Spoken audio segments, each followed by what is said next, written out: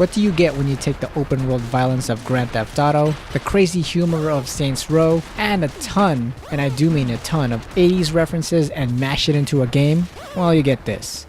Retro City Rampage DX!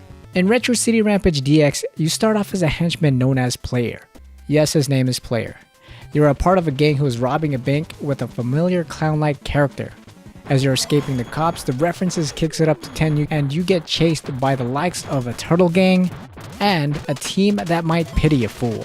When you're about to reach a checkpoint, the time-traveling phone booth from Bill and Ted crashes in, and that's when you take it for a ride, only to find out that it's crashed by a mad scientist with a time-traveling car. The time-traveling capabilities are now broken, and your main goal is to assist the mad scientist with obtaining different parts to fix the car. Now that's the basic gist of the story. What I liked about this game is how much it feels like a classic 8-bit style game. Everything from the art to the sound has that authentic feel. Heck, it made me want to play my old NES just because of how much nostalgia I got from this game. The references were also great to see when you were playing the game.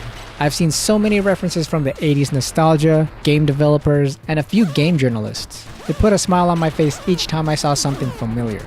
Although I'm sure there are tons of references that went over my head. The things I didn't like were how the difficulty became harder towards the second half of the game. You're introduced to almost a one-hit kill enemy, and seeing how many times I've died doesn't make me feel good at all. Also, one thing I am not fond of is how they introduce a new gameplay mechanic for the ending boss fights. I've managed to get better at the game in the open world, but when you add a new mechanic, it makes me feel like a complete newbie all over again. Overall, Retro City Rampage DX was a fun experience, and it had me wanting to complete the story to see what happened to our beloved Player. This game gets my recommendation and definitely gets my sticker of approval. Have you guys played this game? If you haven't, it's available on almost every single console. You have your PlayStation 3, 4, Xbox 360, Nintendo Switch, on my Vita. It's located on a bunch of systems, so if you haven't gotten a chance to play this game, it is definitely a must play. And if you have played this game, what were your thoughts? Comment below, let me know.